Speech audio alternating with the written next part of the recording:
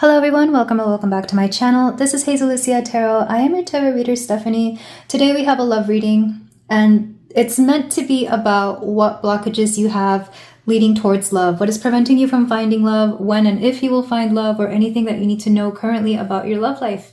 So I've redone this intro a few times because it's shifted every time that I've had to do it. I've already done the piles and the themes have been a little bit all over the place, so just understand that this is a love reading, mainly aimed at singles, but you don't have to be single, of course, to partake in this.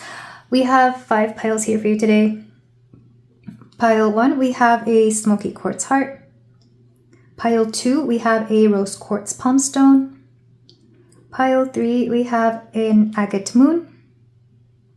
Pile 4, we have a flower agate palm stone. And pile 5, we have a red jasper heart. So do keep in mind that at the beginning of these piles, I'll probably say when you will find love, but again, that shifted into something else. So take this as it resonates. Just take it as a general love reading. I will focus on the blocks and anything preventing love from coming in. So take a few deep breaths, open up your mind and heart, and I'll be ready for your reading whenever you are. Hello there, pile 1. If you chose the smoky quartz heart, then we have a reading here for you about when will you find love, when will you be in your next relationship, when will you find the one, etc. There's several ways you could take this reading, but mostly we're talking about finding love. So we're going to look at the oracles that we have pre-selected for you to get an overall vibe check of where you are at right now. And then we're going to get into the tarot to ask more specific questions about your love life. So I'm going to start with the card you chose, and you got the 8 of Wands. Interesting. So I feel like there's something coming into your life rather soon, if not soon. I feel like you're not going to feel like time has passed. Does that make sense? Like whatever you're going through right now, whatever you have going on right now, you have a lot going on. So it's not like you're really missing out on not being in a relationship or not having someone. You could either be very busy, or you just may live life in a very like in a fast way. Maybe you like to travel, maybe you're always up to something, maybe you're just always doing several things at once. So it's not like you're missing out on much right now. We have Ether. I'm not sure if you can see that. Oh, that looks cool. Okay. And we have Athena, logical and instinctual balance, discernment, perspective, solutions, and recognition. We also have nostalgic release. Oh, and there's a but there. Healing the past, relationships, sensory memories. And you got 2 of the Creative Love Oracle cards. We have delays and blocks. Your current love situation is affected by delays and blocks. These blocks may manifest as a result from someone not fully opening up to a situation or facing something. And soulmate. Yes, this person is your soulmate. There's a strong spiritual bond between you and this person. This card also pertains to new friendships with kindred souls and attracting the right people. Several things going on here. First of all, pile 1, you are a very smart person. And I don't remember where I originally heard this, but there's like this idea that smart people have a hard time finding love because they are so intelligent. Because not only are they looking for somebody who can meet their physical needs, the bedroom needs, basic compatibility, they're also looking for somebody that they can grow mentally with. They're looking for mental stimulation. I don't know if that's the case for you or not. Maybe you've tried both. Maybe you've tried being with somebody who isn't very smart and you thought, oh, that's fine, I can handle it. And you realized that wasn't for you. And then you've also just tried being there's something here about intelligence that is really important for you. Maybe for some of you, you have a hard time finding this mental stimulation, and rather than find somebody on your level, you get bored and you either, I'm sorry, I hope this isn't the case, but for some of you, you might create drama, or you might find drama, or you might just get bored of somebody and leave them. That may not be everybody, but I get the feeling that some of you may be this way, and you will know who you are. Another way of seeing this, of course, is that there's something here about understanding that if a relationship isn't worth the time, you're not going to really bother being in it. Like, you're not going to put any effort into it. And a lot of you have been through several relationships or have had enough experience in love or relationship dynamics where you just, it's like you did the math, and the math isn't mathing when it comes to the effort you put in and what you get out of it. So for a lot of you, there's something about being very smart and calculated with the relationships that you get into. And the way this is coming through right now is that for a lot of you, you might decide, because Athena is one of the quote virgin goddesses, you might decide that being single is worth more than whatever relationships have to offer at the moment, or even from the current people that you've been meeting. You're not really excited by them, you're not really interested. They could be really nice or even really attractive, and even when they try to flirt with you, you're fine, but there's something about not feeling the spark. That's what I'm getting from this Ether card. In fact, I am going to read from the book for it, just to make sure that I'm getting everything. From the book we have, and just when you think it's nothing, it's everything. You may never be able to comprehend the idea of universal energy. We play with it like mercury broken free of a thermometer. Just when we think we have it, that it's the lens we now see through, it dances away from us like a flame, and we are back on the bustling streets shouting at faceless traffic. We are one has become a trope that we've outgrown. It's repeated to calm anxieties, to unify when there's a fracture, to soothe when we feel the heat of anger. I'm gonna come down here. We can embody the untamable wild that is the burning stars, the diamonds that rain on Jupiter, the laugh of the bold spirits that echo through galaxies. Which is really interesting. I feel like for a lot of you, you're looking for something special. Like if it's not special, if it's not something that like completely captivates you and changes your life for the better, then it's nothing you want. Because that's what I'm getting with soulmate. Not the fact that you may want a soulmate, like who doesn't, you know? You may even understand that the concept of soulmates isn't just, you know, one person that you're meant to be with forever. It's several people, places, things that we're meant to experience as part of our life's journey. What a lot of you are looking for is something exceptional, and you're not going to settle for less. There is something here about nostalgic release, where you definitely have to release things of the past, whether that's dynamics, people, or situations from the past that are still haunting you. You will know this because for a lot of you, you may still be dreaming about a certain person. If certain people or situations still trigger you when those subjects are brought up, that means you need to release it. That's one good way to know whether you're over something or not. When you see a person, do you feel something? You know, do you feel angry, bitter, sad? If you feel any negative emotion or any emotion that isn't neutral, you still have attachment to it, so you must release it. So if you're scrolling through social media and you see your ex with somebody, how does that make you feel? You should feel neutral at best. Well, neutral ideally. You can feel happy for them. You can feel a little bit, but if it's gonna derail you for the day, yeah, we need to release that energy here. And I feel like a lot of you may have to kind of go through your past relationships and reassess, okay, how do I feel about this? How do I feel about that? Yeah, and I think it'll surprise you. If it's not the if it's not the person themselves, it could be the dynamic of the relationship. When you talk about it, how does it make you feel? Does it still anger you? Do you still have resentment? Do you still wish it had played out differently? And I'm not saying that regrets are a bad thing. I think they can be helpful in helping us learn as people because, you know, we have hearts and we learn from our mistakes. But to hold on to it and let it have some hold over you, that's what we need to release. And I can tell that some of you still have some of that. Delays and blocks do let me know that that is the major block here in finding your next relationship, love, or even for some of you, you just kind of want to feel romance again, because I am kind of getting this feeling of looking the other way or not even paying attention to love. And I'm not saying that's a bad thing. Sometimes it's a great thing to focus on the self and other matters in life. But for a lot of you, it's kind of like you've lost the spark. When was the last time you flirted just for fun?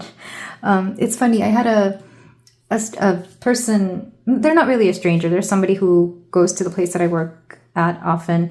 And he's this older gay gentleman, just the sweetest person. And he was telling me, if I was your age, if I looked like you, I'd be flirting with everybody. And I remember saying, oh no, I don't want to get in trouble. He's like, oh, you can flirt and it doesn't have to mean anything. And then our conversation got cut off by somebody very rude. But that stuck with me because I was here thinking, why would I want to flirt just for no reason? But I think for some of you, that could actually come in handy if that's something you're into or something that you would like to, play around with. Sometimes flirting can be like a muscle, which is interesting because I've never heard it be explained that way, but that's how the message is coming through here for a lot of you. Don't be afraid of being a little cute, of being a little flirtatious, of being just adding a little romance in your life. Not for the goal of getting with someone, but just to know that, hey, you still got it. Hey, you're still attractive and cute and charming. You are the magic that is the relationship. You bring the magic to any relationship. So if this sounds like you right now, let's go ahead and move on to your tarot. And I'm kind of glad I pulled the oracles first because that is going to inform some of the questions that I'm going to be asking for this pile specifically. So, pile 1. We're going to start off again with a card explaining where you are. Where you are, what you need to release. Any person that is important here and why, and the future, like what's coming up. So where are you right now?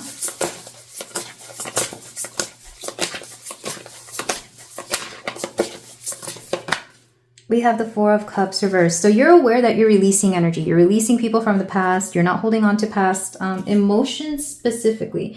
You're not holding on to past emotions, and you're making it a point to kind of get out of your more pessimistic funk. Okay, and I think that's a great thing. This pile definitely works on themselves psychologically when it comes to things like this. You do the inner work, you do the shadow work, you're good. So you're working on releasing the negative energy. I think even me explaining what I said in the oracles kind of stirred that up within you. So we know where you're at right now. Maybe you're even emotional about certain things from your past, which is really interesting. So what do you need right now in terms of romance or your romantic life?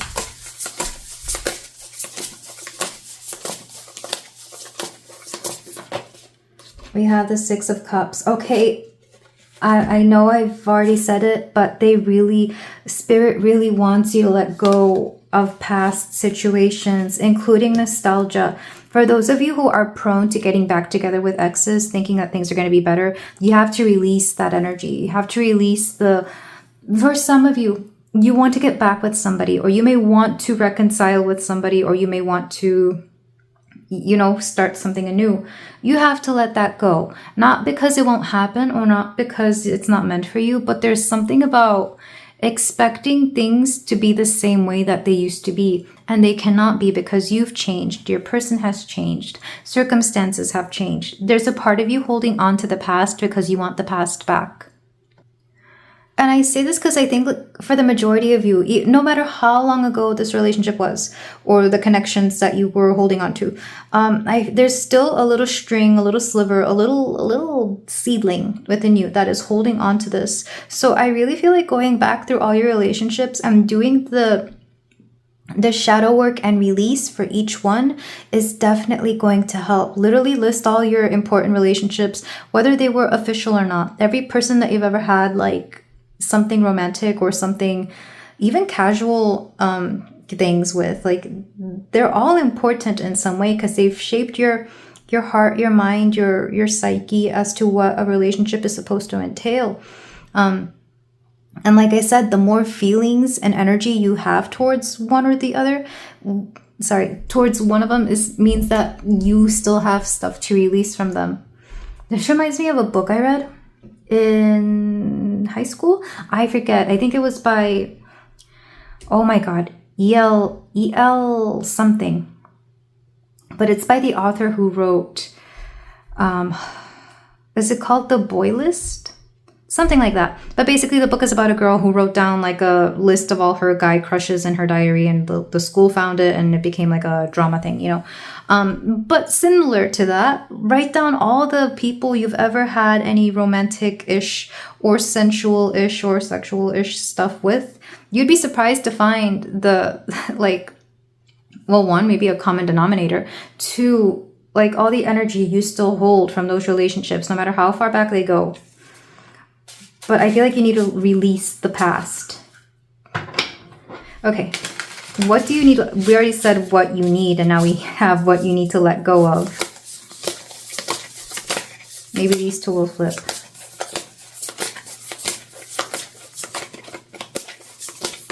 That's too many.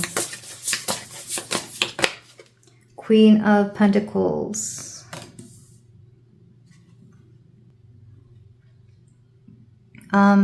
So this is good. This is kind of interesting. For some of you, especially if you want marriage in the future, and even if you don't, this is still important. There's something about, especially if you're a woman, because the way marriages used to be is that they would be an exchange or a transaction between one party and another party and what they were combining. And I feel like you have to take out the transactional nature of relationships here, because for a lot of you, you've made it feels too restrictive, what you've considered a relationship to be, or what you've considered a marriage to be. The best way I can describe this, it's like almost like you take it too seriously, or it's become too stuffy. Like, does that make sense? Like, it's too serious. Some of you just need to flirt and have fun, or be in relationships just for the fun of it. Like, not every relationship has to lead toward a marriage for it to be successful and fun and fulfilling. And for a lot of you, you may not even need marriage in general. Like, that's okay.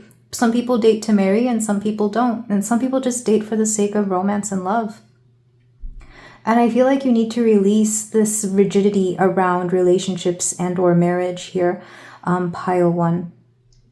And I feel like that's going to lead to a happier kind of relationship. Not saying that you won't get married, and not saying that you have to forget the idea of marriage. However, it makes it much more easy when you just kind of let things go with the flow. Because right now, the way you view relationships, they don't feel very go with the flow. They don't feel like there should be some degree of casualness at the beginning of every relationship or every dating period, I feel like, before you can call it something official. And that's what's coming through. A lot of you are not having enough fun, basically. You're not taking this lightheartedly enough. All right, who is important here? Who specifically?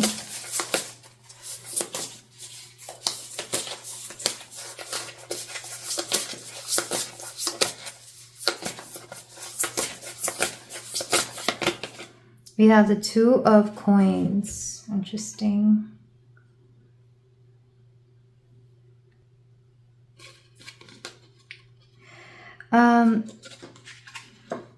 The message coming through for this one is really interesting, because it's not about who is important. It's like, are you giving enough balance to every relationship? Are you pouring far too much into somebody and not enough into you? This could be a classic case of you losing yourself in every relationship that you've been in, or you have a tendency to do that. So it's not important who's coming around. What's important is, how do you feel, and are you ready? Because a lot of you have not been selfish enough in relationships, oddly enough. Or even if you have, it's like you have not been factoring in your own ideas. The idea here is that you shouldn't be losing yourself in any person, and that's why no real person has come through here. Not because you won't have anybody, but because they don't want you to focus on one person excessively, or they don't want you obsessing over a particular person, what they want, what the situation is here. Because relationship should be about balance, and a lot of you have to focus more on the balance here. So when will you find love? I do feel like releasing the past will help a lot. Like, you may still be in that phase of releasing energy, especially for those of you who have recently broken up with someone.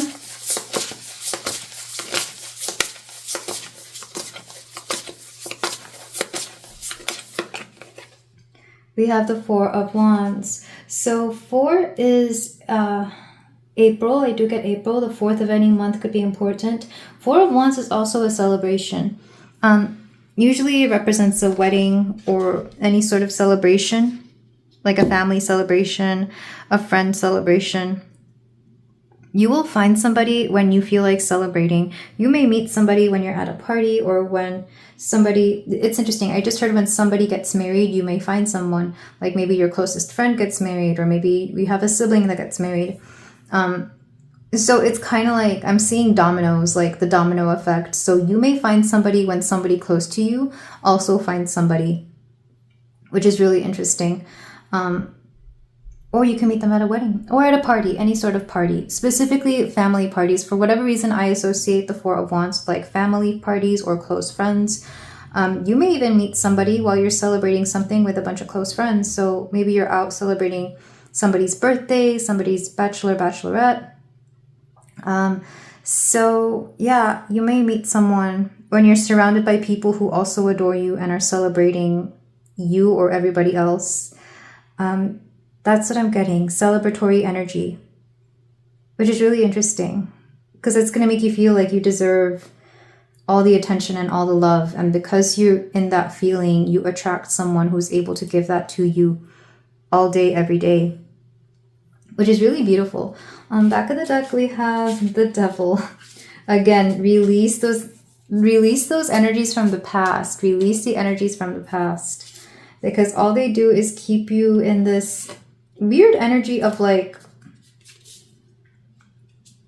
I don't know, it's not that you hope for the past, but when we hold on to energy from the past, we have a tendency, or we risk cycles repeating. So that's the biggest message coming through for this pile. So with that said, let's go ahead and move on to your final cards, your final messages. Pile 1. I said final cards and I meant runes. So let's get your runes.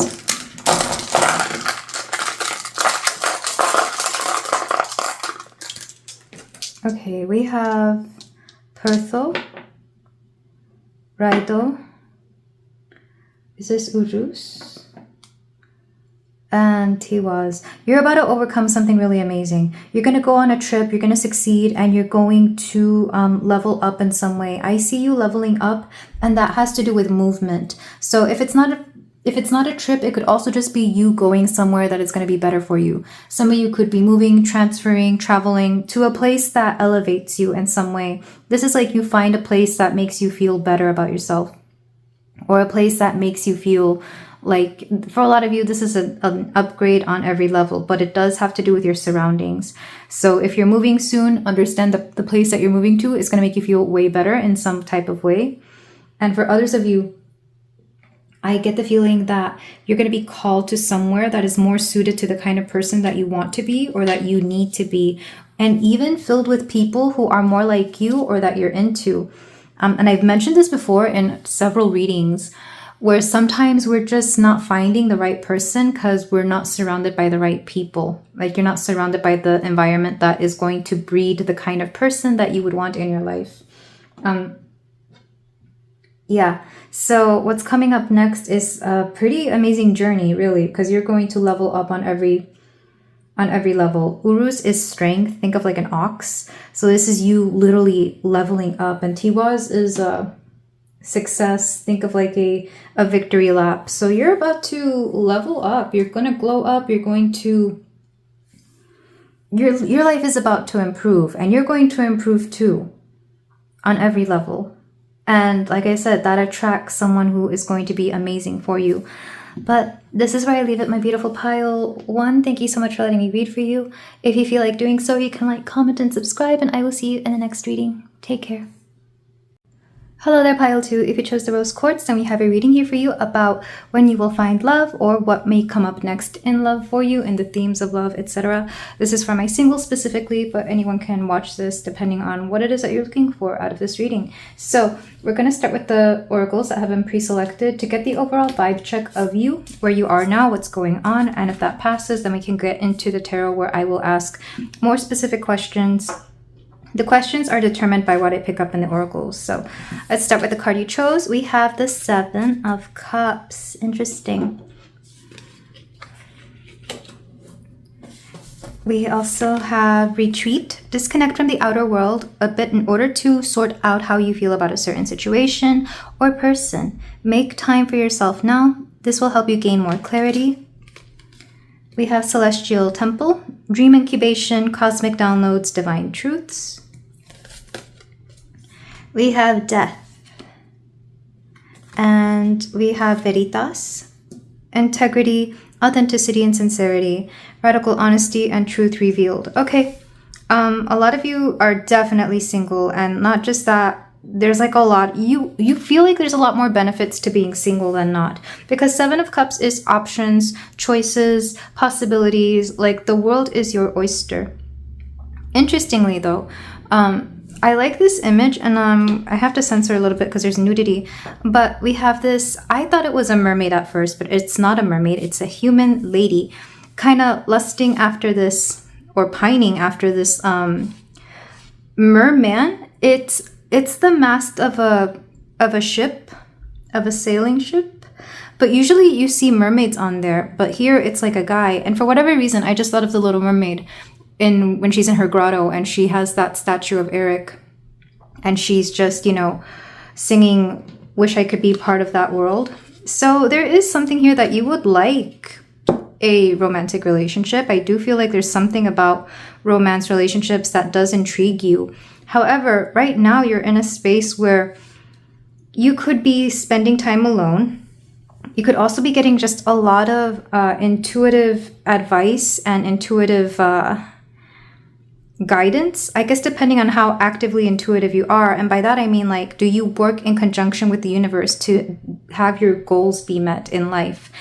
So you might just be doing whatever your heart, your intuition is leading you to do. And right now that may not be romance, or if it is, it's something casual, something fun, just keeping your options open and allowing romance to come in and out of your life as it goes. Because for a lot of you, I do feel like it's not of utmost importance to be seeking a committed partnership at the moment, at the very least. So I guess it depends on what's going on in your life, but I do feel like for a lot of you, it's more of you're kind of just assessing whether you even want one or not. Because the Death card here makes me think of how you've either recently released something from your life, whether that's a situation, maybe a literal death in the family. I feel like you have undergone a lot of transformation since your last relationship, if you've had a relationship, to the point where, like, you couldn't imagine yourself being the same kind of person that was in that previous relationship now. For example, the next connection you end up being in, you're not going to be the same person. You may not even be attracted to the same kind of person. You may not be attracted to the same kind of dynamic that you used to be into, because things have just changed so much. I keep hearing gravitas or gravity, which is interesting. But veritas is truth. So here we're talking about your truths. And I feel like your truth right now could be that you're not really putting love as the center of your life right now, or not centering romance in general. I heard decentering men or decentering women if you're into women, whatever it is, decentering romance in general. I feel like it's not of utmost importance, but you do like keeping your options open. A lot of you could be spending more time with your hobbies or with your career. I'm actually not picking up too much on career either, oddly enough. So either you are lucky enough that your career feels like a hobby, or you could just be spending more time doing you. Because I feel like right now you're just you're chill about it. And honestly, I feel like it's a really great space to be in. But for a lot of you, there's been a recent release, or there could be a release coming soon in the future that you may be aware of, that is kind of taking more precedence over your life rather than romance. That said, you do keep your options open. So if this sounds like you, and I feel like this would be a lot of my singles here, then let's move on to the tarot itself to see. I'm just going to keep the questions pretty simple. So the first question is going to be you, a card for you, a card for what you need to allow in, a card for what you need to release, a card for anybody of importance, and anything else that wants to come through as the last card. So pile 2.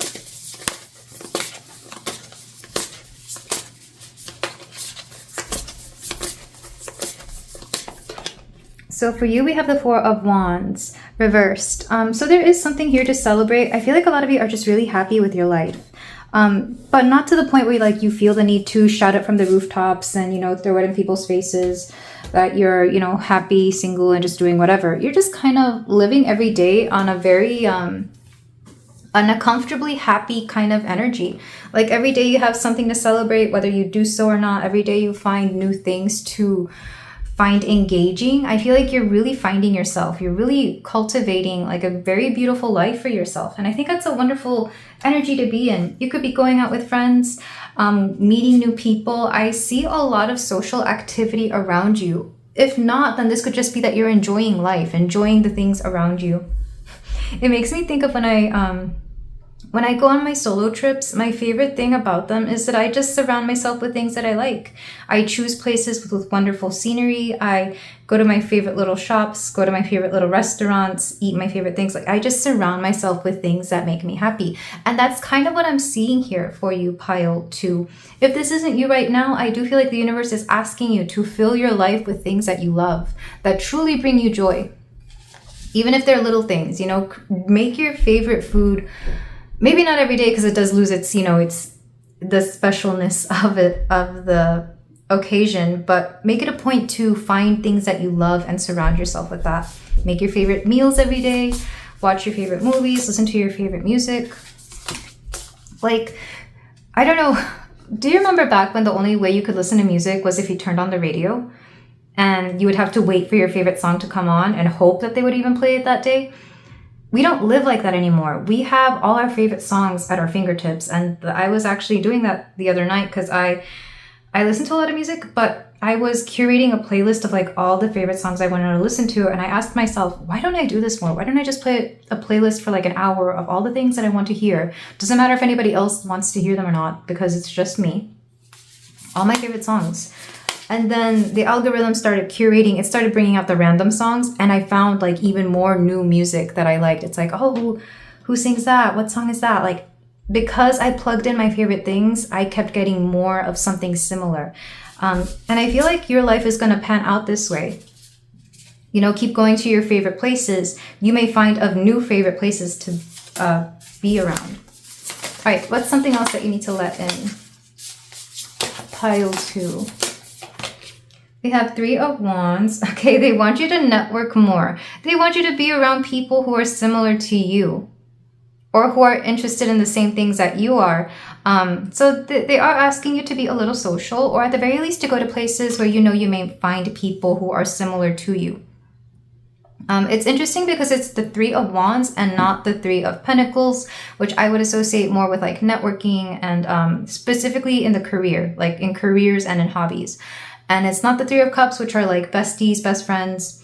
The 3 of Wands is asking you to, I'm seeing like a race, like a race on foot where everybody's at the starting line and then they all start going, you know, they start racing each other. So I feel like if you've been wanting to try things like, what's it called? Speed dating, in like when you go to a place where everybody's meant to meet people so that they can date, etc. I do feel like the universe wants you to interact more with humans. Take that as it resonates. You don't have to, but you would benefit from it, of course, because you would meet more people. Something that they want you to do less of or to release entirely. I just keep hearing you have to find your people, whatever that may mean. And it's funny because I did mention when I travel. So for some of you, you might want to travel to places where you actually like the people, where you enjoy the culture, where you really feel welcomed. And it doesn't have to be like a whole nother country. It could just be a whole nother part of your city or your state. I just heard sometimes I want to go where everybody knows your name. I don't know what theme song that is. It's a theme song from an American show. An old one. Sometimes I want to go where everybody knows your name. Let me know if you know that theme song. I've only heard it a few times. All right, so pile. Ooh, we have the 10 of Pentacles. It's interesting because this pile, I feel like the universe doesn't want you to be so I was going to say career driven, not saying that you have to stop focusing on your career, but they want you to focus more on play, like work hard, play harder, work hard, play hard. All work and no play makes somebody a sad boy. I don't know. All these references to things that I barely know. But they don't want you to focus so much on your finances, or they don't want you to focus so much on your on work. And even when it comes to other people, like, don't worry about their economic status. I think some of you have been preventing yourself from meeting people because you feel like they're out of your economic or social economic background. Whether that's high or low, I guess it depends on which one you look at. But I feel like for a lot of you, you've been putting too much emphasis on material goods in relationships, whatever that may mean to you. Sometimes it has to do with like, oh, I only go out with people who drive this car. I only date people who work in these fields. And for some of you, you've been preventing yourself from going up, like marrying or dating upwards, which is really interesting. I guess it depends on what specific stigmas or ideas you may have of certain socioeconomic backgrounds, which is really interesting. Because I know a lot, and I mean, I know a lot of women who make way more money than men. And sometimes I ask them why they don't get with men who make as much money as they do. Sometimes it's a lack of finding men attractive of that same caliber. And sometimes it's because they don't want a man to have more economic control over them, which is really interesting. Like, they don't want them to have the financial control. So I guess that's up to you.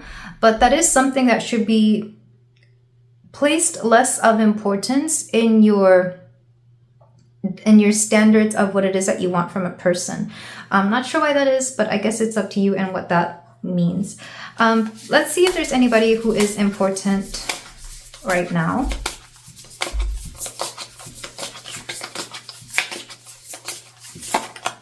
This one wanted to come through. We have the 10 of Cups. Your family and what your family expects of you. So who's important right now? Your family. For some of you, you could be allowing your family to have far too much influence over the kind of person that you date. And that makes a lot of sense, especially when it comes to the economic status. Because I'm hearing Selena's Amor Prohibido, which means forbidden love. And the song is about how society doesn't want two people to be together because they come from different societies. And in the song, it's about money, but it could be about anything else as well. It doesn't necessarily have to be money. It could be new money versus old money, or, you know, stuff like that. It could be, I honestly don't know. But for a lot of you, your family has had too much of an impact on the kind of person that you date or don't date. Maybe some of you don't date certain people because you feel like your family wouldn't let you. And I know that's up to you whether you want that to take a hold of your life. However, I do feel like the universe is letting you know that that could be getting in the way of you meeting somebody that you would truly be happy with. But take that only if it resonates and if you know that's something that you would be okay acknowledging. The last card we have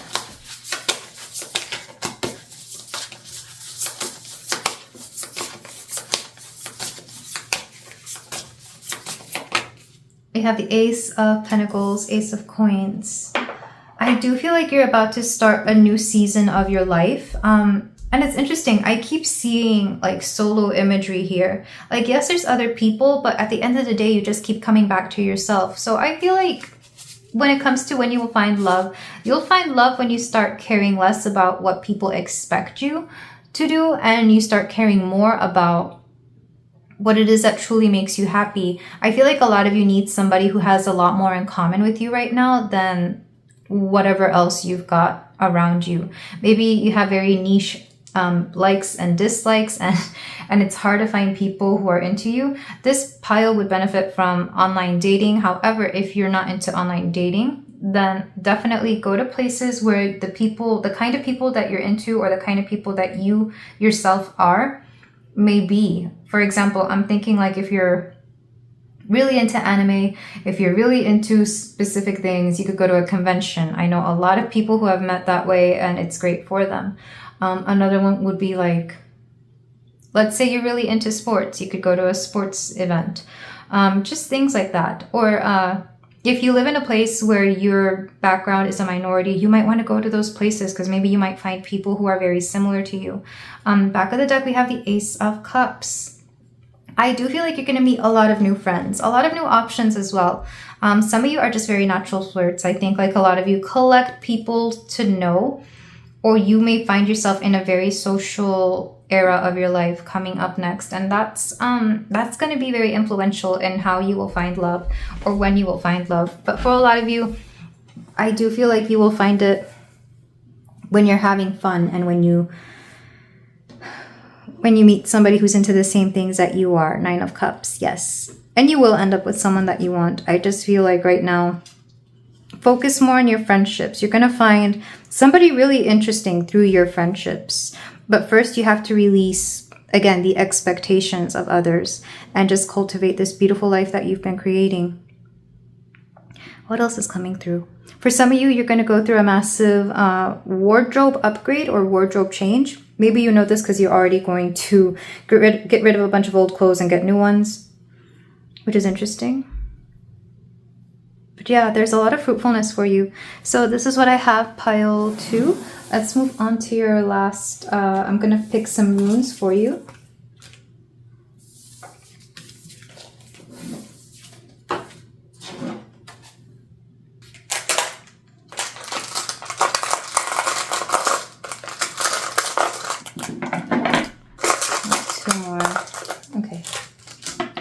Okay, so pile 2, we have on Zeus, Wisdom, Virgo. A lot of you are very, if not psychic, then you're prone to having a lot of psychic, intuitive downloads and hints. Maybe some of you have been watching a lot of tarot readings, and maybe this is why. I feel like sometimes when we listen to a lot of tarot readings, we kind of pick up on like the little psychic hints here and there of all the readers and all the readings, I guess, depending on what comes through, especially if a message repeats itself. But we have on Zeus here, and this is wisdom, which is intuition. We have Perto, future. There's something here about coming into either a lot of money or a lot of good luck and abundance. There's abundance here for you. And that particular abundance is going to change up a lot of your life. So for some of you, this could be as simple as you get a career in a specific field and your salary goes up by, a significant amount. And that would make sense actually, because if so, maybe you're moving to a new space, maybe you're trying to set your foot out in the world, maybe you're leaving home, maybe, and that would make sense with the wardrobe upgrade as well, because if you get a professional job, you may decide to buy more nice clothing or even invest in things like hair and makeup. But there's something here about you having control over your destiny. You're about to step into an era of your life where you call more shots than you realize. You have a lot more control. You're going to find yourself realizing that you have more control over what you want to do every night, what you want to eat, what you want to think, the people you want to surround yourself with. That's why I kind of feel like some of you are stepping away from the family that you grew up with, or even like the friends that you grew up with. And you're about to start doing your own thing. And it's going to be very liberating to see just how you blossom into this beautiful adult. But yeah, it's going to change everything, whatever you've got coming for you. And that's why love could be taking a little bit of a backseat and why it may not be your focus, but it will come through eventually. With that said, this is where I leave it, pile 2. Thank you so much for letting me read for you. If you feel like doing so, you can like, comment, and subscribe, and I will see you in the next reading. Take care. Hello there, pile 3. If you chose the agate moon, then we have your reading here for you about when you will find love. We're going to go ahead and look at your current love climate, if you will, what's going on with you romantically with the oracles. This is going to be our vibe check. And then we're going to see when you will find love, anything in the way of it, any important people that could be an issue or not an issue. And then we're going to get into your tarot reading. Sorry, there's a little bit of confusion in this one because I keep getting this feeling. For those of you who speak more than one language fluently, you notice how there's always like a difference in how you are about to speak a certain language. Sometimes we do this flawlessly without thinking, and then sometimes we have to really think about it before we go into like, for example, I don't get this so much with Spanish sometimes, but I'll have to prep myself to be like, okay, time to speak Spanish or time to speak French, Italian, like whatever it is. There's like a switch because our not our bodies, but our vocal muscles change, like our diction changes, the way we speak changes. That's kind of what I'm getting. So some of you, you're kind of going in between two different types of modes, maybe romantic relationship mode and you mode, like you single mode are two different kinds of things, like almost like you're two different people. Like when you're not in a relationship, you're one person, and when you are, you're someone else. So maybe that's something that could be of importance here. Or some of you could just literally speak multiple languages. Let me know if that happens to you, because I know it happens to me. But let's go ahead and get into your cards. We have the Queen of Swords, and that would actually go along with what I was talking about, because swords I associate with communication, and in communication are various languages. But specifically right now, I feel like you're really more in a mental state where like you're thinking about a lot of things, you're planning your life out, you're thinking critically about what to do, what not to do. You're leading your life with your brain right now, and that's not a bad thing. But of course, love isn't all about what's in your mind and in the logical side of things. It's also what's in your heart. So right now, I feel like your emotions, your heart, or maybe even a little bit of your soul could be cut off, depending on the situation. We also have Hearth, so you could be spending a lot of time at home. We have the Golden Hour, Positive Omens, the Great Central Sun. And these are very similar, actually. Like, I'm not sure if you can tell, but there's like this circle globe right here. And then there's the sun. So something about light could be important. The summer season could be important. We have Pele, Authenticity, Emotional Alchemy, Passion Surfacing. Interesting. And red flags. Don't overlook the warning signs regarding a situation. Someone may act in a very negative and destructive way. Is it really healthy for you? So yeah, for a lot of you, you could be overthinking red flags in basically everybody that you meet romantically or in potential romantic suitors. And that's okay. That's a good thing to have. That's a smart thing to have. I'm not even going to say that you have to stop that. I feel like you can never be too cautious. However, there are just certain things that I feel like sometimes we make a bigger deal about than we have to. Like, for example, the way someone dresses, or maybe their eating habits, little non-toxic things, you know. I'm not talking about manners. Manners are important. Or even if they call you a certain thing, like when they joke around with you, yes, that's important. However, I've seen people disregard certain relationships because they don't like, for example, I remember one time I was talking to this girl and I asked her why she didn't like a guy, and she said, I don't like his teeth. And I'm over here thinking, if teeth are the only thing keeping you from this perfectly great man and you getting together, you know, like, I don't know. I didn't know what to tell her. But at the end of the day, it's her choice. You know, if she finds an ick in that, that's her thing. However, I feel like for a lot of you, you're kind of reassessing what is a true red flag and what isn't, especially when you look back on past situations. It's like, what did you not catch before? So it makes sense that right now you're in a very logical state of being, but there's a part of you that yearns for, like, because I said summer, I'm thinking of like summer romance where it's romantic and sweet and fun and freeing, exciting, and also very passionate, very hot. So maybe some of you just really kind of want romance, not even so much because you want a partner, but because you want to experience the lovey-doveyness of it again, you know? Again, I'm thinking of summer romance or springtime, a summer fling. Maybe some of you may decide to have one. Maybe that's kind of how you operate. Maybe every time a particular season, not just necessarily summer, but every time a specific season comes around, you find yourself in a romantic situation, in a situationship, trying to get with someone, etc. I think it's different for everybody. But yeah, right now you're kind of, your mind and body are at two different odds. Your body's like, yes, I want a relationship. Specifically, some of you just want to have a fun time, hooking up, having fun.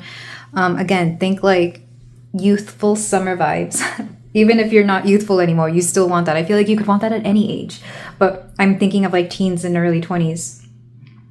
Whenever it's just so much easier to not care so much about what the long-term potential of a relationship is, and you're just wanting to have fun. So you're at odds between that and your logical mind, which wants to take care of business, wants to make sure all the bills are paid, wants to make sure that 401k is in check, wants to make sure that all your assets are fine. For whatever reason, this is all more about like money, but it could also be about your health. Maybe you're taking care of your body, your mental health as well. So you're stuck between those two things. And I feel like right now you could just be in a state where you're being logical. But if all that logic is keeping you from having fun, I feel like some of you could just be like, well, what do I do? Do I have fun and risk breaking my heart or worse? Because sometimes relationships can do like a mental number on you. And then the other part is like, well, should I just have fun and like, you know, to take care of the consequences later? Interestingly, the image you got for this card is Guinevere and Lancelot, where she's knighting Lancelot. And for those of you not familiar with the myth, she was married to King Arthur, and Lancelot was his kind of like his right-hand man, and she ends up having a thing with Lancelot. I forget how the myths go. I kind of have to get back into that stories. I haven't read them, but think it's kind of like Anthony Cleopatra and Julius Caesar, but I think Julius Caesar passed away before she and Mark Antony got together. I'm not sure. I don't remember. So there could be something about having to choose between two kinds of people even. I'm not even talking about third party, though for some of you that could be the case. But it's like you're choosing, do I want a man that I can settle down with and will take care of me, but maybe he's a little bit more boring and older? Or do I want, you know, the younger, more adventurous, more risk-taking kind of hot person? So maybe for some of you, there's some mentality or ideology here that makes you feel like it's either or and not just, you know, like you can have both in one. For men, specifically men who are into women, it could sometimes come through as the Madonna whore complex, where like a woman is either like a saintly, beautiful woman that you have to take care of, or she's just, you know, someone you sleep with and then you discard. I see this in both genders, but it comes through differently, just slightly differently. Or maybe it doesn't. Maybe you're a unique set that has your own way of viewing this. Regardless, I do see that there is something coming up for you, because much like this volcanic activity going on down here, volcanoes, unless completely dormant, do eventually erupt. So a lot of you, you're coming to a point where something has to change or something is going to boil over, because you've kind of had enough of being single or enough of going through your dry spell, your however long or short that dry spell may have been or is. There is also something here about, what is Pele's myth? Pele has a myth specifically with one of her lovers where she's on and off again with him. I forget. I'm going to have to look it up, and I wish I could, but I record with my phone, so I don't have access to a search engine right away. But there's something here about complicated relationships and asking yourself why you always find yourself in them, which is really interesting. And I don't feel like it's going to be this way forever. But for a lot of you right now, you're just in a space where you're kind of in between. So if this sounds like you right now, let's go ahead and get into the tarot. We're going to start with you. Where are you at? And then we're going to ask something you should welcome into your life, to welcome in love, something you should release, and then an important person or people. And for some of you, it could be an archetype you have to embody, or that you may benefit from embodying. And the last one is going to be anything else that comes through. So, pile 3.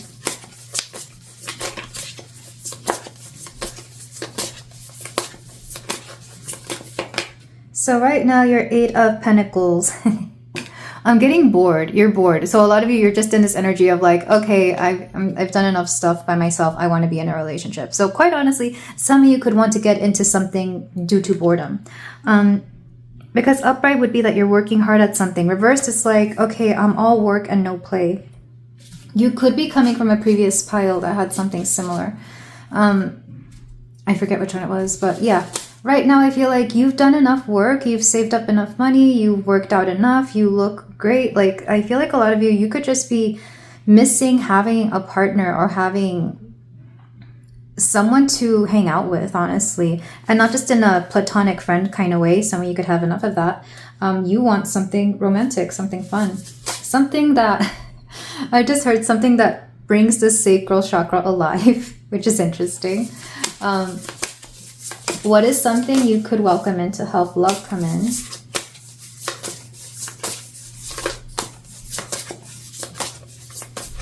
I'm seeing a hand. Well, that both in my mind's eye and literally, because I'm looking off to the side and I have 2 little images of like a palm reader's thing. But I'm seeing somebody lending a hand, or you could be lending a hand. King of Cups reversed. Interesting. Somebody from the past could want to come back around.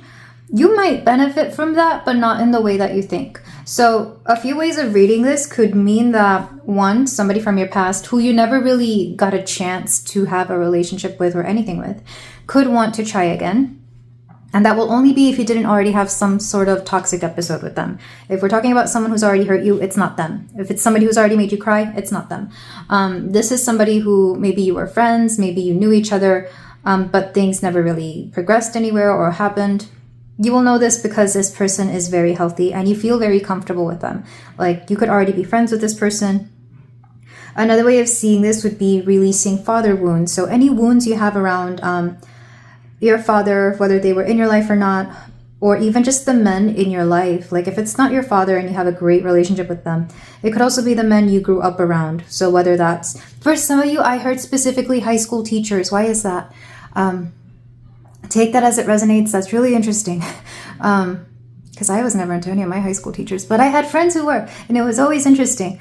But that can come through as a father wound, especially if your father wasn't very present, but your teachers were. It's like the men you looked up to when you were younger.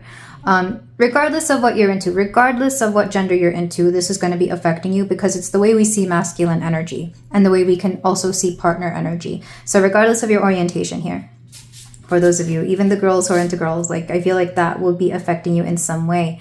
So one way to let love in is to reassess your relationship with men in general.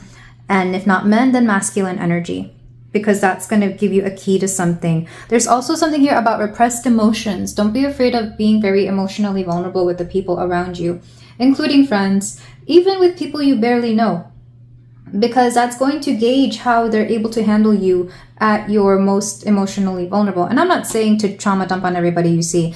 I'm saying more to, like, not be afraid to express how you feel, even if in a very simple manner, even if in a very simple way. Like, at the first sign of discomfort, disgust, distrust, don't be afraid to verbalize that to the person in front of you, and in a blunt manner, because it's not rude. It's kind of just seeing how they react to that, because if they can't handle that well, then how can they handle the rest of you? So that one was very specific. Let's see what's something you could release in order to let love in.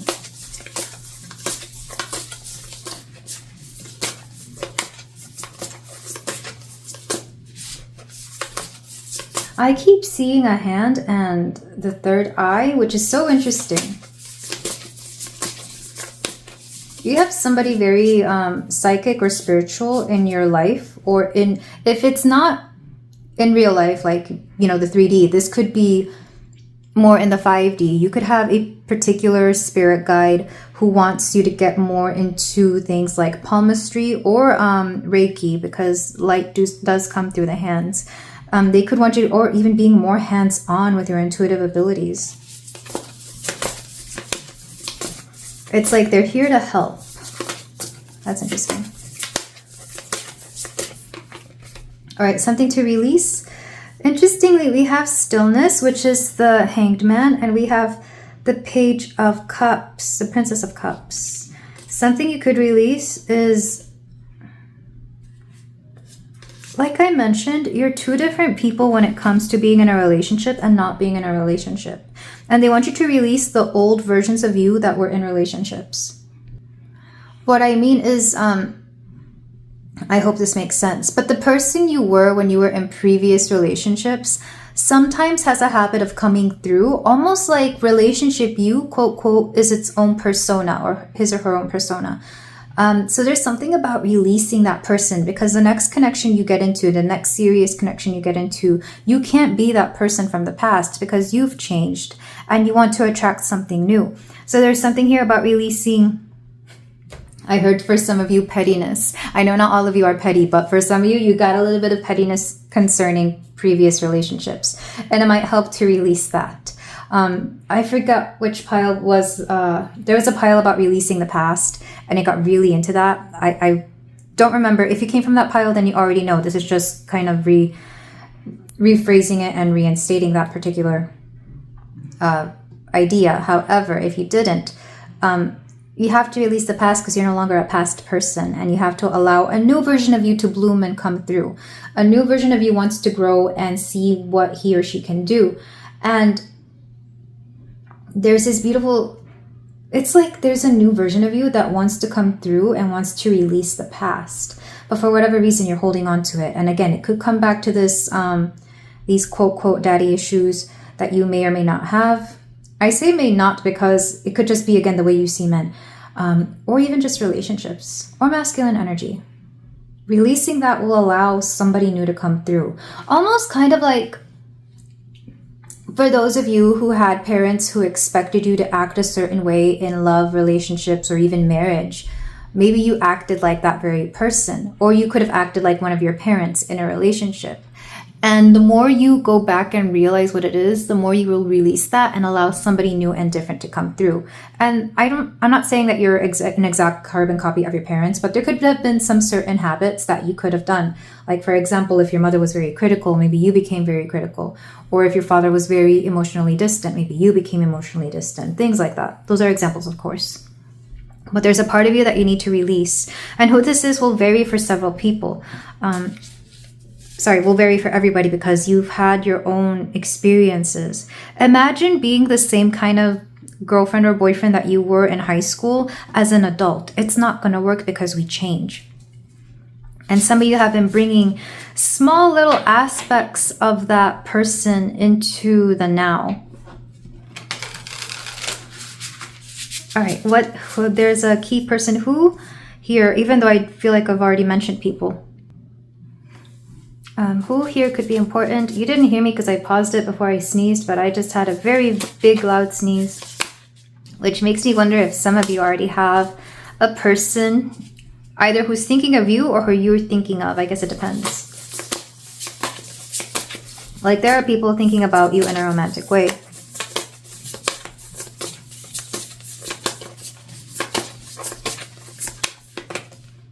Ace of Cups.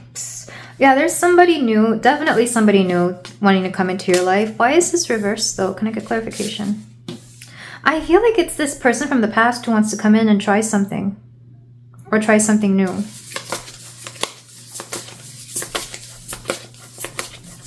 Can we get more information on this person? It's funny, the other piles didn't really have a specific person come through so strongly. We have the 10 of Swords. Okay, in the past, this person was going through a lot, and I mean a lot mentally or emotionally. They could have been coming out of for some of you, it could have been something like a divorce, and you just didn't want to get caught up in a divorce, which is fair. Like, they can be long and messy and drawn out. And for some of you, this person could have just been going through a lot of changes. Like, maybe they...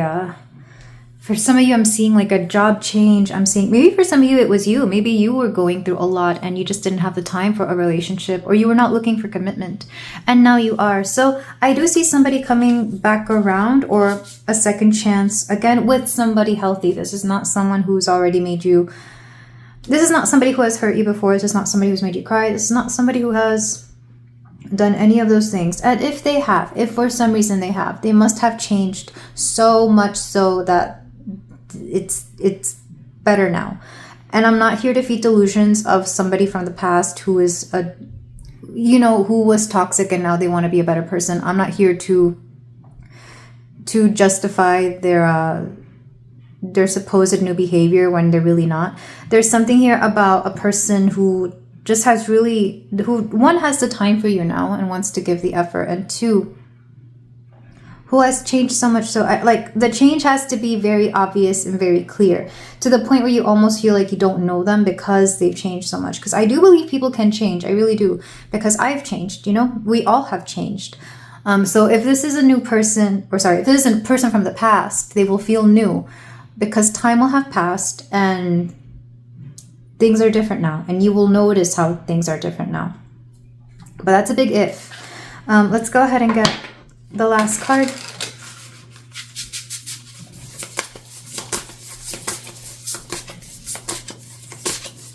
That said, just because they're around and they want a second chance doesn't mean you have to give it to them, by the way. If you don't feel comfortable with that, it doesn't mean anything. But you could learn from that experience. like the conversations you have and how much they've changed could in some way affect you in the way you go forward with relationships.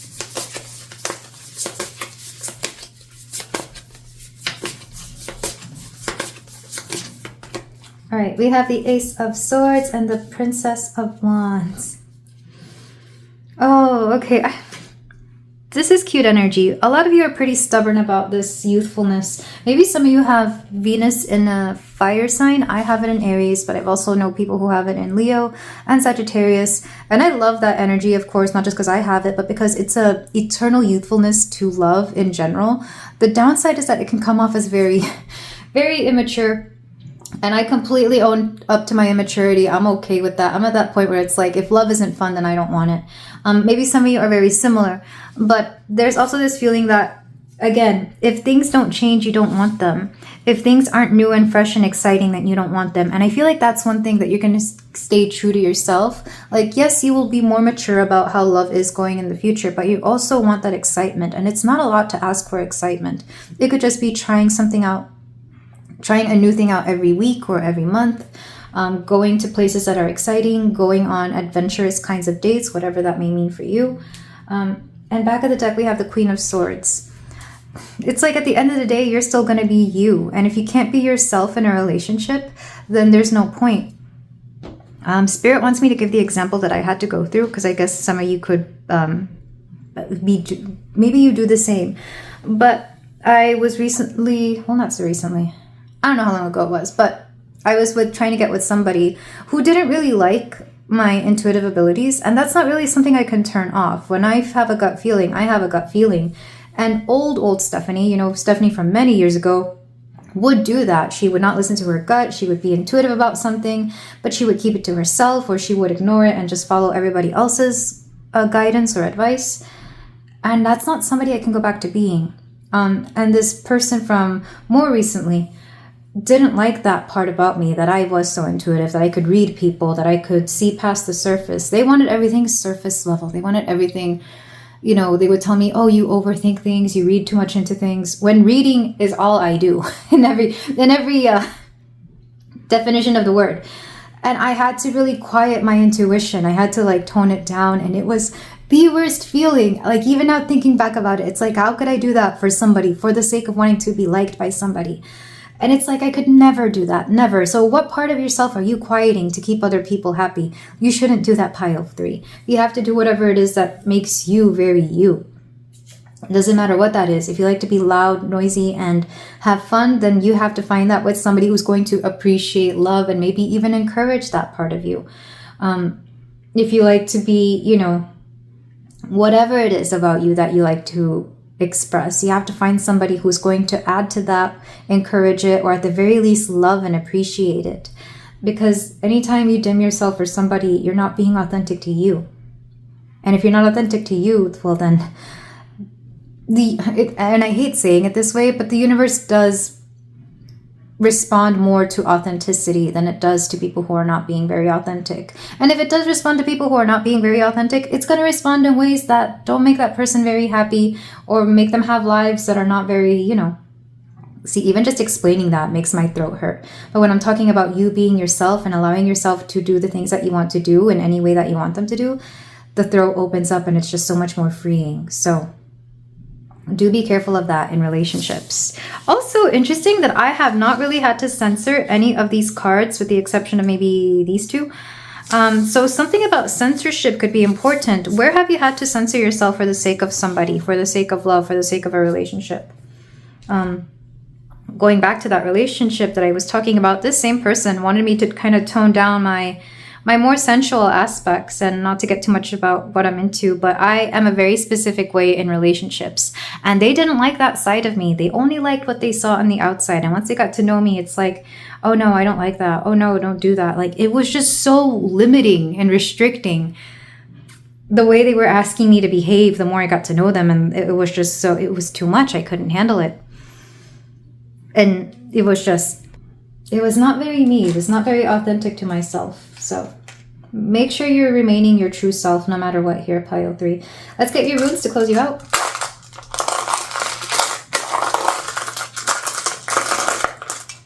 All right, we have Is this Suilo or... Suilo and Ewas are very similar. This is... I want to say it's Suilo because Suilo is a rune of the self, your individual self. We have Raido, which is a journey. We have Thorn, Thurisas. We also have Nautis. Yes, Nautis. I feel like a lot of you are having to deal with restrictive energy. There's blocks. There's blocks to the self, and that's what's keeping you from going forward with a lot of luck. And I feel like this doesn't really have to do with romance, though it could, of course, it could affect it.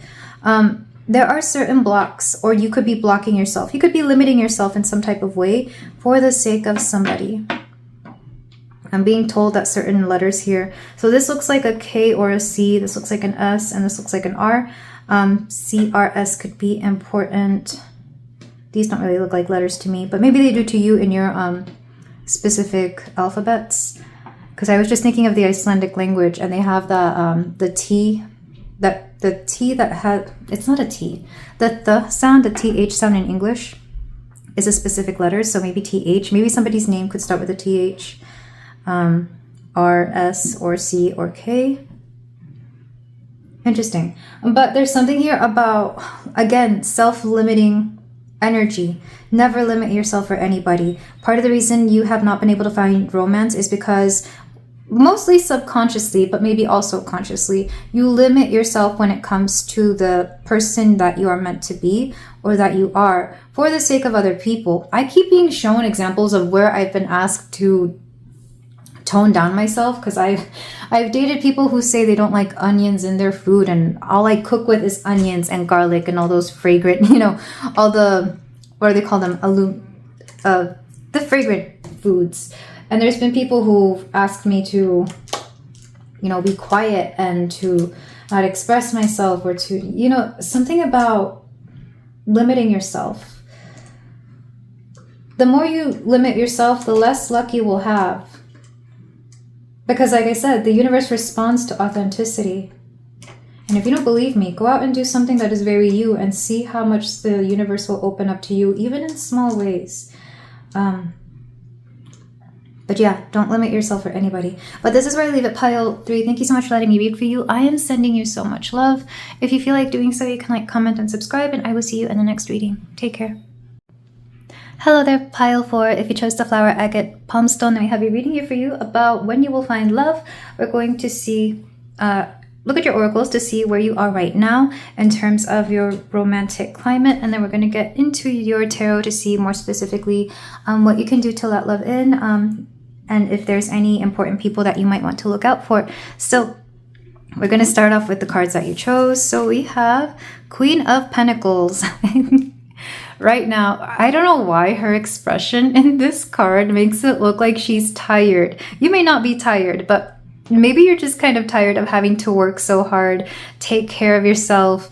It's like you're crossing all your T's and dotting all your I's. I'm seeing somebody who's moisturized and mostly unbothered, but you're kind of tired of being moisturized and unbothered. Not saying that you are looking for drama or anything like that, but it's kind of like you work every day, you look good, you take care of yourself, and I think for a lot of you, you feel that romance could add some sort of fun or something interesting here into your life. Let's get the rest of your cards.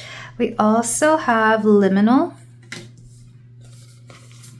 We have Sanctuary, Curate Your Realm, Sacred Space, Altar, and Haven. Oh, some of you could be tired of dating in general. I'm also getting that. Self-love, accepting and loving yourself is key in either attracting or maintaining a healthy relationship. Focus on what makes you unique without comparing yourself to others. You are unconditionally loved by the universe. And then we got 2 goddess cards for you. We have Grandmother Tree, Steadfast Presence, Don't Rush, Appreciation, Speak with an Elder. This makes me think of Grandmother Willow from Pocahontas. And Ganja, Cleansing and Purging, Closing Doors, Trust in the Flow, and Shedding. I found out that Ganja is actually the goddess spirit of the Ganges River. So there's something First of all, something about rivers. Maybe you live near a river, or a river could be important. Because now I'm hearing just around the river bend, which is the song that Pocahontas sings on her way to see Grandmother Willow. Interesting that we have two goddesses that are kind of related to each other, at least from my perspective. A river that flows to the willow tree. Because willow trees aren't they known for being around more watery areas? Like they thrive off of swamps and water. So there is something here about you benefit from being not in a relationship right now. Or at the very least, for a lot of you, you are investing more time into yourself. So for some of you, maybe you're actively dating right now. You could even be in a casual something with somebody, but it just seems like you're tired. It seems like you're tired. It seems like you don't know where anything is going, and you just feel like consulting people because it's almost like you don't see what all the hustle and bustle is for. You may not even see what having to get ready for like every date that you go on is for. With liminal, I'm going to read from the book because I was getting... Okay, not the Emperor popping out as soon. I have the Emperor and the World pop out when I picked up the deck, which we're not even into the tarot yet, but I will keep that in mind. But let me read for liminal. For a lot of you, somebody will show up when you least expect it. Somebody may show up when you are ready to call it quits on dating. Like maybe you've already called it quits and it's like, you know what, I don't care anymore. And then someone comes waltzing in and you're like, oh, no. We're not doing this again. So if that is you right now, or if that's already happened, or it may happen soon, that explains why you're here. So let's go ahead and get your card. The in-between is like trying to catch smoke. We may be stretching for something to grasp onto, but nothing is solid. The harder we claw, the more bitter we grow. And that basically explains the energy that I have. Some of you have become a little bit embittered by the romantic dating climate, sphere, etc. I feel like a lot of you are just kind of like done, and that's understandable. Maybe some of you, especially if you're getting older, you're like, you know what, at this point that doesn't really matter, because I see you already have your own space, you have your own life, you have sanctuary. Makes me think of a place that you go to where you feel safe and you feel fine. And even ganja is cleansing and purging. This is like you've done everything to release yourself of the past, to release yourself of certain paradigms or even mentalities regarding relationships that have just not suited you, whether they are more prominent and prominent and current is what I wanted to say, but they could also be from the past. I feel like a lot of you, it's just kind of like, yeah, the energy I'm getting from this pile is that you're just kind of done with it. You're just kind of done. And that's okay. I feel like there's nothing wrong with that. And if you're just wondering if and when you'll ever find love, you're here. That's okay. But I am getting that right now, self-love is the best kind of love you could give yourself, because at the very least, you're still activating that heart chakra, keeping it open, keeping it working, keeping it pumping, because for whatever reason, I'm seeing here in this particular pile that love can be like a muscle. If you forget how to give love to yourself, how can you give love to everybody else? Much like what RuPaul says, you know, if you don't love yourself, how can you ever love anybody else? So a lot of you have a very healthy heart when it comes to, or heart chakra specifically, when it comes to this. But it's almost like you don't want to give that out to just anybody. It's like you've worked far too hard to get to where you are in terms of your self-esteem, your self-love, maybe even the life that you've created. You've done a lot of spiritual work as well. Like you're in a very mentally and spiritually healthy state. So it's like, why would you want to give that out to just anybody who comes walking in thinking that they can take anything from you? Maybe you have allowed people to do that in the past before, feeling like it would change something or add to your life, and it didn't. So I can kind of feel that. With grandmother tree, there is something here about I'm seeing appreciation specifically, just being happy for the life that you have and not really wanting to rush anything. Yeah, this energy feels very earthy. So you could be a Taurus, Capricorn, or Virgo. And those signs don't typically rush things, especially if you have Venus in an earth sign. You're not in a rush to do anything when it comes to love. And if people don't take the time or have the patience for you, then you don't want it either, which is really interesting. Yeah, if this sounds like you, let's get into your tarot and see when you will find love.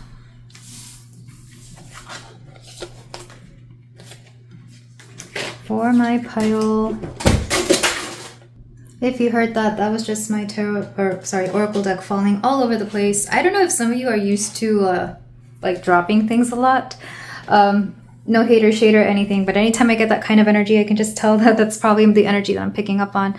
But sometimes little cute mistakes like that can lead you to something interesting. So do be open to anytime something quote quote clumsy happens. It's not bad. It's just the universe kind of wanting to get your attention about something. So if you drop something, it's probably because they want you to look at something either on the floor or that you pick up, or they may want somebody to help you.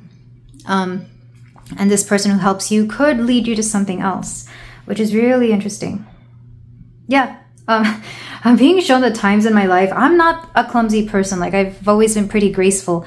But there have been a few times where I've fallen. And when I fall, it is seen, because I don't just fall like a regular person. For whatever reason, I fall dramatically because I do it not so very often. I could count the times I've fallen in my life on my hand. At least 4. But anytime I have, it was meant to show me something.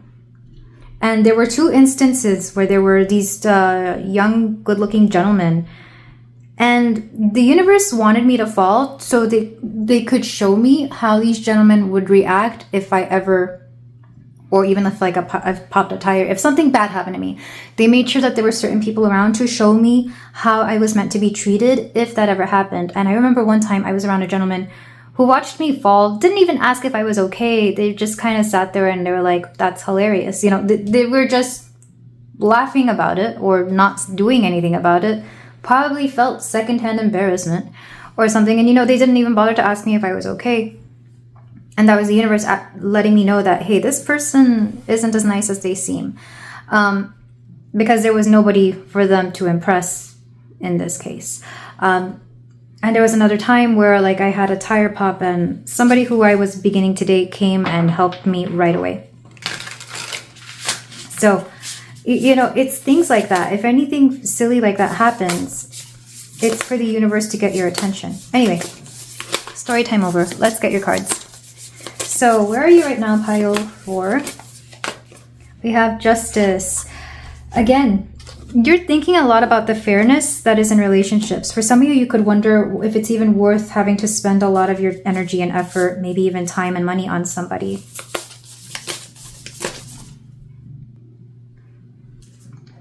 So we've established that.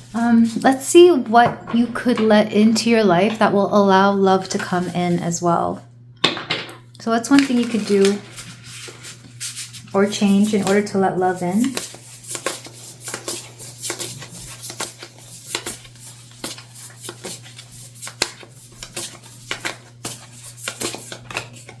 We have the 10 of Swords. Interestingly, a lot of you have a lot of pent up tension or pent up, what's the word? You have a lot of stress that is kind of just being held onto either in the lungs, in the body. There's something you could benefit from. Things like meditation, yoga, exercise, anything to release the it's a pent-up tension. There's like a tension, what's another word for it? I guess baggage, but baggage isn't exactly the right word. There's something about,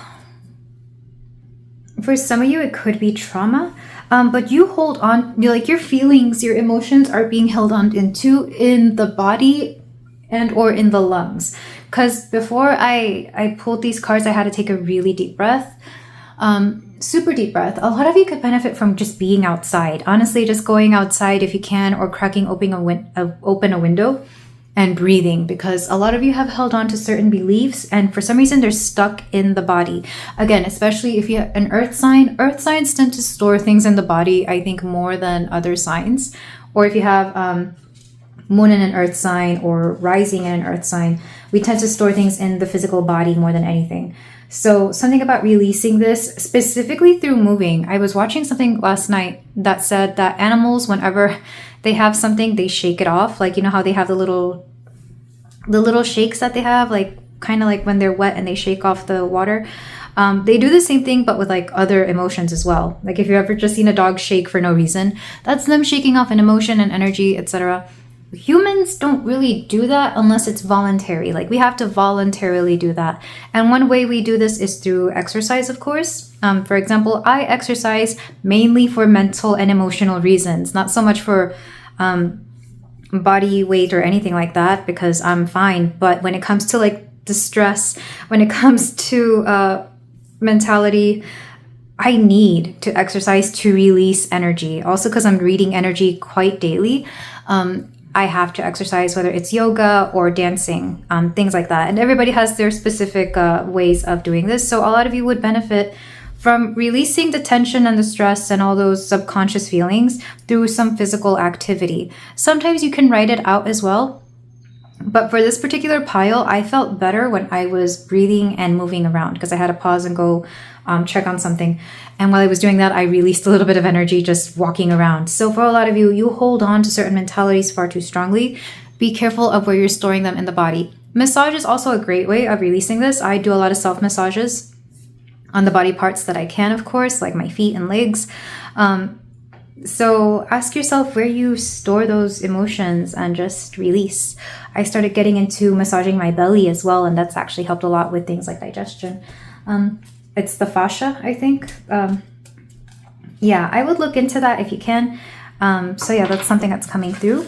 Let's go ahead and see what you can release. Even though I spoke about something you can release, I feel like there's something else you could release to let love in.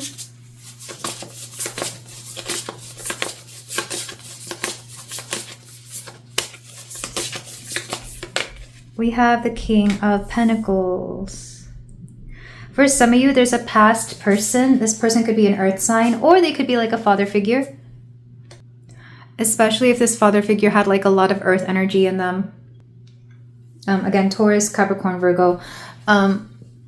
Releasing this specific person had very rigid ideas of what a relationship, of what marriage is or was. It's still affecting you. It's still affecting you. For some of you, this could be you. This could be like your masculine aspect, especially if you're an earth woman, earth sign woman, or if you're a man, this could just be you. But there's certain very rigid mentalities when it comes to relationships that have to be released. Honestly, out of all the piles, I feel like this one has held on to a lot that you may not even be aware of. What is this? Okay, so I'm trying to get deep into it because some of it does have to do with like financial matters in a relationship, but some of it is just like traditions, like the old traditions, rigid traditional mindsets. I don't know if some of you have dated somebody who had very traditional mindsets, and I feel like that's been affecting or impacting you. For those of you who have already been married and came from that kind of mentality, there are certain things you're still healing or releasing from that. Because yes, you may not subscribe to that anymore, but there are still very subconscious things to release. And I feel like it's going to take some time, but as long as you're working towards releasing those things, you're on the right track here. You're on the right track. If you came from a very restrictive and conservative upbringing, same thing. Releasing those mentalities as much as you can will help. Because it's one thing to actively think that we don't subscribe to them, but subconsciously, especially going back to your childhood and how you saw people grow up, how you saw relationships, how they were shaped in your psyche, is really going to impact this. Let's see if there's any key important people in your life.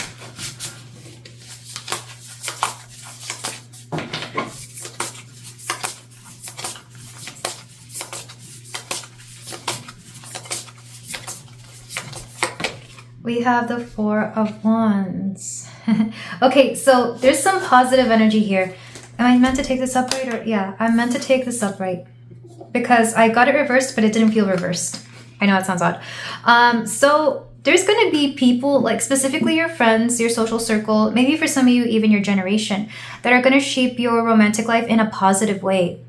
Maybe negative as well. I think that's already happened, but there are going to be very positive influences around you. So this could be surrounding yourself with friends who are already in very healthy relationships or marriages. And I feel like they're going to help you understand what a healthy relationship looks like, what a healthy marriage looks like, what a equal marriage looks like, even for some of you. Because for whatever reason, I'm getting like some of you didn't have the best examples of love and relationships growing up. So the universe is going to give you friends who do have those. And I feel like these friends are going to shape a lot of what you see in love, relationships, and romance, which is really cute. Not only that, but your social circle is going to help you find the right people for you. So the right people to date, the right people to be in long-term relationships, and even marriage, if that is what you want. So key important people are your friends. Your friends, because not only do your friends show you how you're meant to be loved, they also show you who the right people are. Don't be afraid to listen to the people around you about your partners. Sometimes people are better at picking up when somebody is good for you instead of you, because they can see it from the outside. The amount of times that's happened in my life, you'd be surprised. Just because I would even be talking about a person to somebody sometimes, and they would be like, yeah, I don't like that person for you. And it's like, but you haven't even met them. But just me describing them, they would be like, yeah, they're not for you. Even though it seemed kind of dismissive at me first, I'm like, oh, well, they don't know them, they don't know. But that was really just the universe speaking through these people to let me know, hey, there's better out there for you. So with that said, let's get your last card.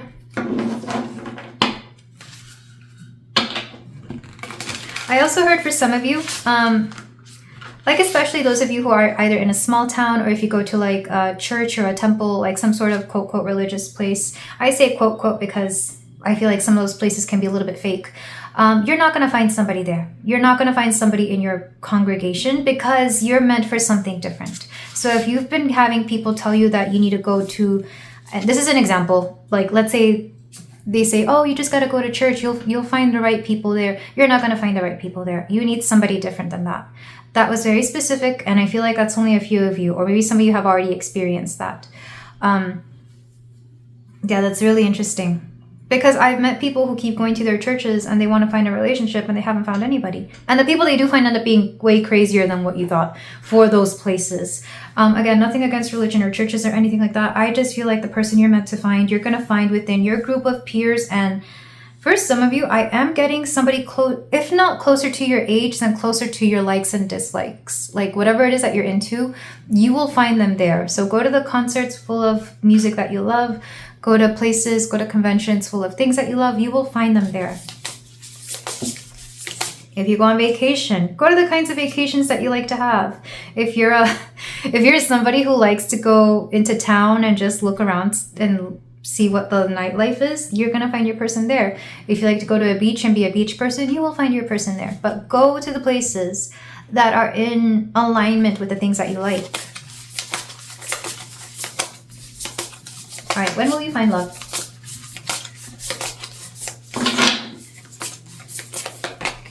You have the Ace of Coins. You will find love, but first you have to, well, let me get a clarifier for this.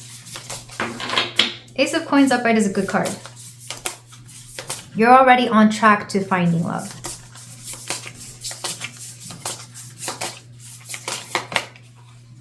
The Fates. This is the Wheel of Fortune. You will find love. That's just the best way I can describe it. The number 10 has come through at least twice here. So something about October, November could be a great time for you to find somebody, which is actually Libra season. So Libra season, Libra is the sign of partnerships and social activity. If you've ever met a Libra, they're very nice. They get along with everybody because they know how. And I feel like similarly, you may find somebody during this time because you'll be more open to being friendly to even the strangest of strangers. So when will you find love? Honestly, it says divine timing, but I feel like it could be sooner than that. Specifically, September is coming through as well. So September, October, November could be great months for you to find somebody. But with that said, don't stick to rigid ideas of what months, dates, and years are. I feel like you can find them at any time. This makes me think of a coworker. I had a long story to tell him about why I was going to meet my person on vacation in Hawaii, of all places. And he was like, you know what, Stephanie, you can find your person in aisle 2 of this grocery store on a Tuesday night at 7 p.m. And I was like, man, why are you so specific? You can find love anywhere. And I'm getting a similar energy here. But this is what I have for you. Let's go ahead and close you out with some runes, pile 4.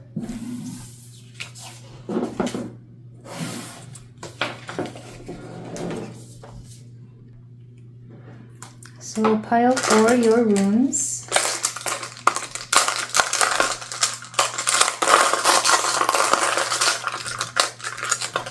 I have 1, 2, 3, one more. I picked 5 for everybody, so you get 5 as well. We have Urus, Strength, Raido. Everybody's been getting Raido for some reason. Anzus. Oh, beautiful. Your intuition is so much stronger in certain places. So you will know you're ready to find love, or you will find or meet your person, because you will be very intuitive. Like your intuition is going to amp up. It's going to be one of those times where you wake up and you kind of almost know everything that's going to happen that day. For some of you, you may even know that you're going to meet your person that day, because things will be exceptionally nice. Like maybe your makeup looks really good that day, or you wake up and your body just looks amazing, you know, from the get-go. You might be having a good hair day. Maybe you smell extra nice when you put on your perfume. There's something like very Venusian about you waking up and just feeling like you're ready for romance. I just heard your body will be ready. Whatever that means. Like maybe you will have shaved the night before and your skin is smooth, or maybe you will have done like extra sets at the gym, and you're just going to look amazing. You're going to look naturally very amazing. So there's no need to put in any effort or work into attracting anybody, but you will get it's almost like your body's going to be intuitive. Okay, that needs to be said. For this pile, your body's very intuitive, and your body will react in certain ways when certain things are happening. Again, you store emotion in the body for whatever reason. So when your body is looking amazing, it's because you're ready for love. And when your body's not looking amazing, it's because you got some stuff to work on in other areas of your life. So yeah. That was very specific, but this is where I leave it, pile 4. Thank you so much for letting me read for you. If you feel like doing so, you can like, comment, and subscribe, and I will see you in the next reading. Take care. Hello there, pile 5. If you chose the red jasper heart, then we have a reading here for you about when you will find love. We're going to see what is in the way of you finding love, as well as what you're currently going through, and anything else that comes through. So we're going to start with the pre-selected oracles for you. Then we're going to get into the tarot to ask more specific questions. So the card you got is the Princess of Cups. Interesting. We also have, so you're definitely in the mood for love. I keep hearing that. And then we have third party situation. There's a third party interfering with your relationship. This can be literal arrival or people gossiping. Family and friends may try to influence your relationship. We also have secret garden, planting new seeds, hidden dreams, nourishment. We have the Morrigan, prophecy, unveiling truth, shadow integration, and cycles of fate. And we have channel, interesting. Okay, several things. I think some of you are currently in a situation with somebody. The reason third party situation comes through is because there's an outside influence. It may or may not be a person. I'm not saying that there's any cheating involved or anything like that. That's not what I'm seeing. What I'm seeing is that there is you and a particular person and like third party energy getting in the way. And who this is, it feels more like, if it's not like their own friends, it could be the universe, because there's something that you need to see about this connection that's coming through very strongly. That said, you're in a really great space to be in a relationship, because I feel like you're open to it. Not only that, but with Secret Garden, I feel like you have enough of your own life going on that I don't feel relationships are taking the front and center of your life right now. That said, like I mentioned, I feel like you're here because you want to see if this is something that's going to be long-term or something that will ever get off the ground. I guess it depends how long this has been going on. The Morrigan does let me know that there has been some sort of energy where, how do I describe this? Like you're in a great state, but there's parts of you, like shadow parts of you, or even like the part of you that looks out for the shadow aspect of a relationship. It's almost like you don't mind being sweet and loving, but there's a part of you that's kind of like almost guarded. There's a part of you that's guarded. Maybe you haven't completely delivered your heart over to somebody, or you don't want to, or you're afraid to. But channel is really interesting. I'm going to read from the book for it, because it's not just that you're channeling energy about something. Maybe you're very psychic about this particular connection, and you feel like on the one hand, it's heading somewhere good, and on the other hand, you don't know if it'll always remain that way. Maybe in the past, you've dealt with third-party situations getting in the way of an otherwise perfectly good relationship. For example, maybe in the past you've had a really good partner, but their friends and the effect that their friends had on them was getting in the way of an otherwise great relationship, to the point where like you didn't want to come between you didn't want to come between your person and their friends, so you just kind of saw yourself out, since they wanted to listen to everything their friends had to say and not as much as what you had to say. Yeah, let's read from the book for a channel. Woven into the unseen are energetic channels pulsing all around us. They roll like waves, each one a chamber to a new reality. It's up to us to decide which door we want to open. Sometimes you may feel that the doors you want are too far away, but you can try the nearest one. Yeah, there's also something here about convenience. I feel like some of you may have decided that you want to be with somebody because you don't really want to continue dating. And I say that as somebody who's been there. I've definitely been that person who at one point is just like, you know what, I'm happy in this relationship. I don't mind being with them forever. I just don't want to get back into dating. And then something would happen to kind of disrupt that, because it was time for me to find something else or something better. Sometimes it wasn't always a matter of like a toxic relationship. It was just a matter of like that connection had come to an end and it was time for me to move on. But the fact that I was almost so tired of dating that I didn't want to keep dating, that shouldn't be a reason as to why you want to commit to somebody. You should want to commit to somebody because you can see your life with them, and because it's something healthy, and because you both add and grow to each other. You add to each other and grow with each other. So here I am seeing that, first of all, a lot of you are very, very mature when it comes to how you view relationships. That said, it hasn't really stifled or muddied your beautiful little heart, even though you have been hurt before, or you've definitely have been through it before.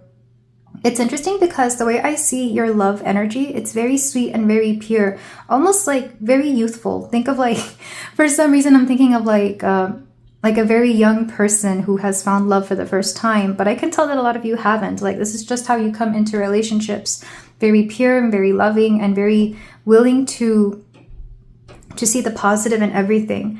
And that comes from years of having protected and maintained your own heart, not just, giving it away willy-nilly and letting people do whatever with it. I will answer this third-party situation in the tarot because I can tell that some of you are just curious about that. But like I said, the Morrigan, she's very, I'm not very familiar with the Morrigan, but I know that she's kind of like a dark goddess, which is in complete contrast with this energy on this side, the Princess of Cups, which is the Page of Cups. Think of sweet, beautiful, innocent love, and then think of like the one who has been hurt a lot. And I feel like you encompass these two particular archetypes very well, maybe almost exceedingly well. That people are kind of surprised that you've been hurt so much in love, or that you have a hard time finding love, because people see you as very lovable. I feel like a lot of people have crushes on you, so it wouldn't be hard for you to find somebody else should whatever you have going on right now not work out. If you're single, I feel like the third party situation still stands, because you've been in situations where either there was a third party or you've been the third party, maybe unknowingly. No judgments here. I just feel like that could be a particular theme of almost not being enough or always being in competition with somebody. So if this sounds like you, then let's go ahead and get into the tarot, because for this one, I'm very curious because I can tell that you have a lot of questions. So pile 5, when will you find love?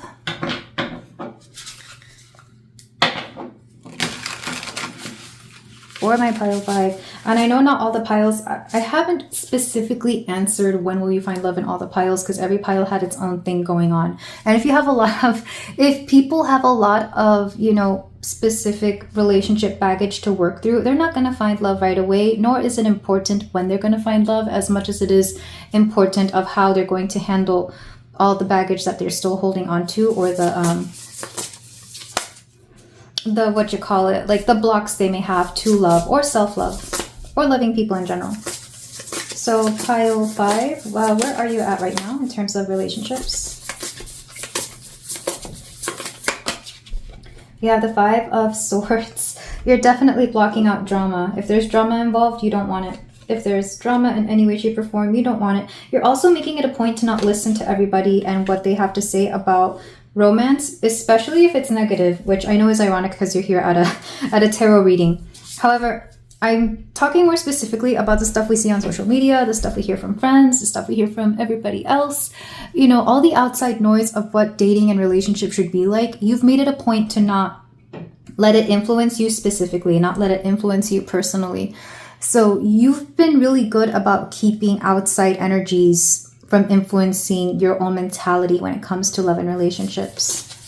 You very much have a mindset of like, even if it happens to everybody else, it doesn't have to happen to you. You're okay making yourself the exception, and not because you're immune to everything, but because you know you can handle anything that life throws at you. What is one thing you can let in to let love in?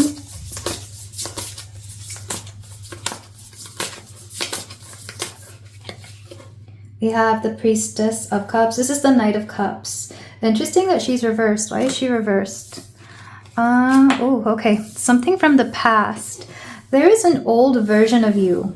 I feel like an old version of you used to be much more carefree and flirtatious, or maybe just more open to being like a lover boy, lover girl. I feel like that person needs to come back. Go find him or her.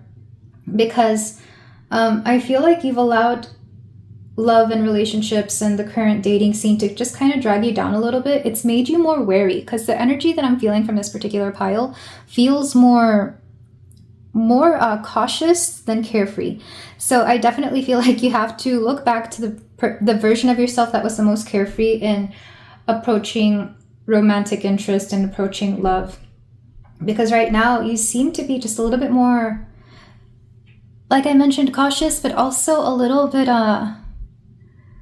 unsure. It's just like a very odd unsureness, because I can tell you we're not always this way, but something recently or something within the past few months, days, years, whatever, however long, has kind of shifted you to be a little bit more cautious about love and life.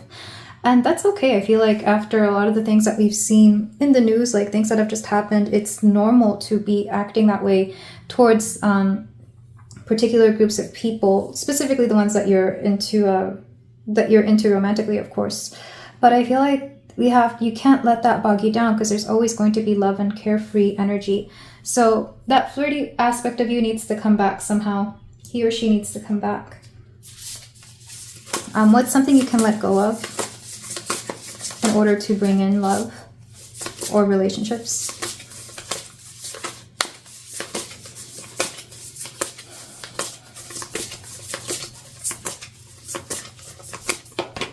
We have the Two of Swords. Interesting. I'm hearing that it's interesting that both of these cards have people kind of blocking out like what they're listening to. So I feel like you can release a lot of negativity, a lot of the conventional advice that you may be hearing on like social media or dating podcasts, dating websites, social media, like whatever it is, doesn't always apply to you, and you're making it a point to just not be part of that collective that they're addressing. Because I feel like there's something here about you being different. You're different in several ways. Not only that, but your experiences are different. So you're making it a point, or you should make it a point, to not take a lot of the advice that you hear, the conventional advice that you hear, very seriously. How do I say this? Because there's one particular piece of advice that I get specifically from a specific group of people, and it's really interesting because they're so different from me. And they're always like, oh, why don't you just become flirtatious? Why don't you just open up? And my thing for that is like, no, because people find it very easy to misread my friendliness for something else. So, I don't take the advice of flirting with the whole world, because that's just not very me. That's not how I flirt. That's not how I am as a person.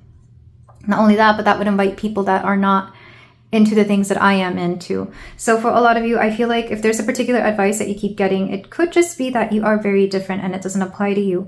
That said, do follow your heart and intuition more than anything. That's why you got the Channel card, because I feel like the universe likes to fine tune and make specific advice for you. It's not going to be what everybody else is. And it's kind of odd that it's kind of odd that I'm giving this reading, because of course I give general advice to specific piles. But for you, pile 5, you have to follow your own gut. If you're not already into channeling, I would recommend that you do, because your guides have very specific things that they want you to do. They may say, hey, it would be great if you did this, or go to this app, or go to this place, or start wearing this, or start dressing this way, or look for people in this area, because whatever you've got going on is so specific that I couldn't give you a specific thing. Does that make sense? They're also asking you, again, don't make yourself part of a collective that you don't want to become, because that would just make you a statistic, and you are not a statistic, nor are you a big group of people, pile 5. I mean, you can be, you know, if you identify of a certain age, of a certain gender, of a certain whatever, you can, but again, at the end of the day, you're going to be very different from everybody else. So don't lump yourself with all these other people, and don't fall for advice that is very general. Again, it's odd that I'm giving you this, because this is basically what this reading is. But if you've been listening to too many of these kinds of readings and feel like none of it applies to you, that's probably why. You have to seek your own advice through your intuitive knowledge, through your gut feeling, or even through like a personalized reading.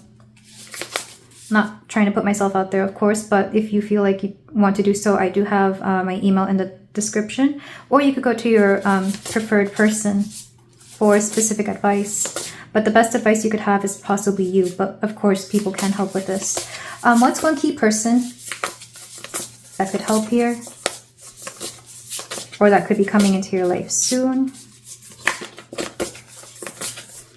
For pile 5. We have the 4 of Wands. Almost every pile has gotten the 4 of Wands. Why is that? But I'm going to say the same thing I said in other piles, because I feel like there's something shifting in the energy where I feel like friends are going to be better for helping us find relationships, like friends of friends or networking. But the key people coming into your life right now that are influencing your love life are the people that you party with, the people that you hang around, the people you surround yourself with even, but specifically the ones you have fun with. I feel like that's going to help bring in somebody, either because they know you better, or because they're good at picking out people for you, or just seeing like what is out there for you. Also, again, who do you have fun with? Who do you have fun being around? Who do you like to go out with? I feel like that's going to be very interesting, or sorry, not interesting. Very pivotal in helping you find your person.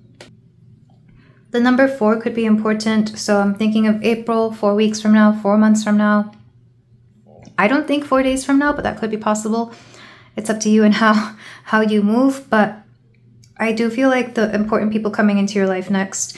There's also something about you and your future partner, because for a lot of you, you will have one.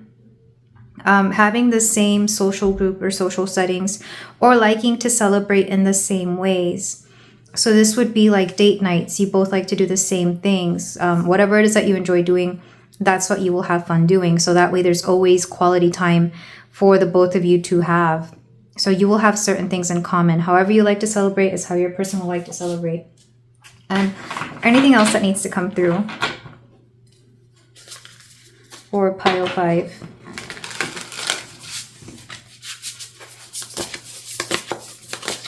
I just heard a purge. Some of you would benefit from going through some sort of romantic purge, whether that's the people you're dating, the content you're consuming regarding love and relationships, or for some of you, it could just be like, I know some people are getting into not being on smartphones and just getting regular phones. I could never go back to that. I mean, I might, but I grew up with flip phones that didn't have internet on the phone. I just couldn't. I love having all the information at my hands. And I love being able to research anything at the, you know, or to make appointments, or to just do all kinds of things. But I know there's like a trend going of being more analog and off the grid. But social media doesn't affect me negatively. Not anymore. I think it did when I was younger. But ever since my full frontal lobe developed, I've been fine. After my first Saturn return, I've been fine. Before that, maybe not so much. Oh yeah, there's something here about the media you're consuming. If you are still following your exes on social media, or like if you have friends of friends with your exes on social media, that's not going to help. I don't know why it took me long to figure that out, but I'm getting that for some of you. Because the last person I spoke to, or the last few people actually that I spoke to who had this, they didn't want to have to deal with their exes on social media. And I'm over here like, well, why didn't you block them? you don't block people because you're trying to be mean or petty. You block them for your own mental health. You block them for your own sanity. And if you know you can't handle seeing them, then that's for you to do, to block them. Because I know I've had to do that. Even people I've never dated, even just people that I don't like. Like if I don't like their energy, blocked. I don't care who it is. I've blocked some of my bosses before because I'm like, or former bosses, I shouldn't say bosses because none of them are current, but former bosses that I've had before, I'm like, yeah, I don't need you watching my feed for any reason. Okay, we have judgment. Yeah.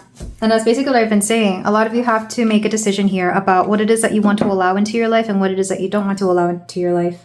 And that's definitely going to affect how and when and how, I already said how, when and why love is going to come in. Because for a lot of you, you're surrounded a lot by energy that is just not the most beneficial for you. Like you may have a lot of options, but those options may not be the best, or those options may just be something that you're not really vibing with at the moment or ever. Because I get this a lot. Whenever I ask for personalized readings, they say that I have a lot of options. And then I look at my options and I'm like, I'm aware, but I don't feel anything for any of them. And even if I do feel for anything for any of them, they might not even be the best for me at this time because I'm just not in the right environment. And I get that quite often. And I'm getting something similar for this pile. Right now, your environment needs a major upgrade or a major change, or you might be due to switch to a different environment. I guess that depends on how you view it. Again, maybe you're going to go after a different demographic, or you might decide to move, or you could be moving soon, or you could just decide to block out certain kinds of people, which is really interesting. Because I feel like you keep getting the same kind of person. And that could be preventing you from finding the kind of person that you like or that you want. Was it this reading? I think it was a different pile where I said that you're not aiming high enough.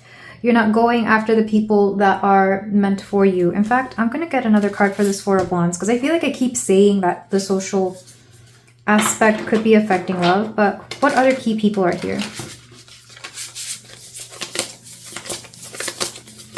When will you find love?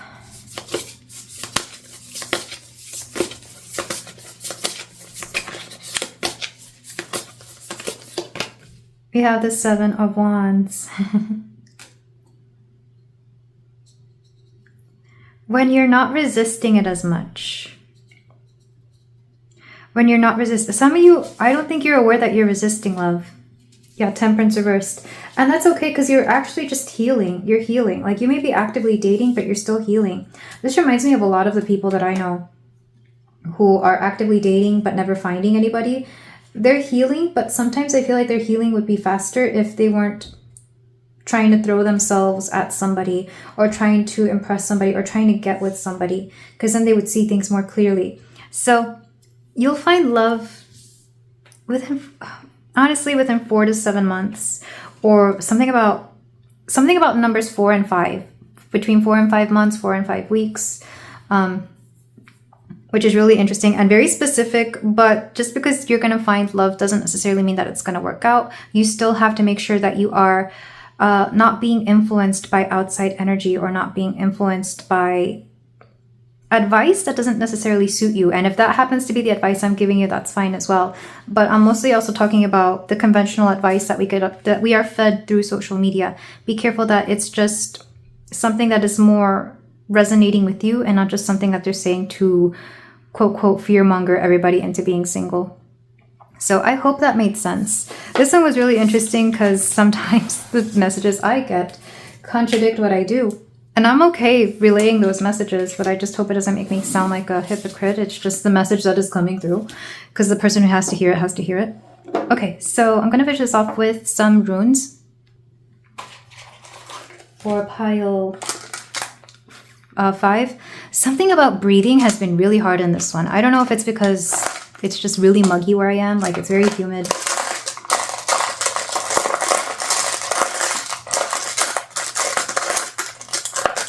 3, all right, 5. So we have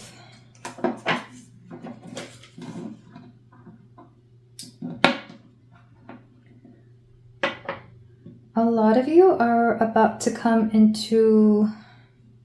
You will make money through people somehow. So some of you could make money through networking. Some of you could make money through providing services to people. I'm specifically seeing like an exchange of energy through these people that you know, or through these connections that you may know. You're going to find a way to heal. This would mean like you could find somebody who is good into Reiki or a good massage therapist, which has happened to me. I've met some of the best massage therapists through friends of friends, through word of mouth. So for a lot of you, there's somebody that you either work for or work with that is going to help you find the right people for something that you may need. And I'm getting for a lot of you, it could be Reiki. It could be even like life coaching. It could be things like tarot. Maybe a friend specifically advises you or guides you to like the right people. But there's an exchange of energy and an exchange of healing. Another way of reading this could be that you could become your most abundant self when you help heal others, because that's good karma, and good karma will bring abundance to you. Not necessarily just like money, but also good health, good things coming to you. In fact, I feel like I was at my most healthy when I was teaching yoga, because I was helping people do yoga, specifically older people who had, issues with specific things, and that's going to help bring in something positive. And I say this because this will also help bring in love, specifically like really good partners, because I feel like I was with some of the best partnerships I ever had when I was doing that as well. Almost like, I don't know, it's hard to describe, because I'm not saying that I should get back with those people, but I had my healthiest relationships when I was helping other people become healthy in different ways. So there's something about an energy exchange here. Make sure you're putting out good vibes into the world, and the world will give good vibes back to you, essentially. And that's in general, not just in love, but it will help the love aspect of your life. But this is where I leave it, pile 5. Thank you so much for letting me read for you. If you feel like doing so, you can like, comment, and subscribe, and I will see you in the next reading. Take care.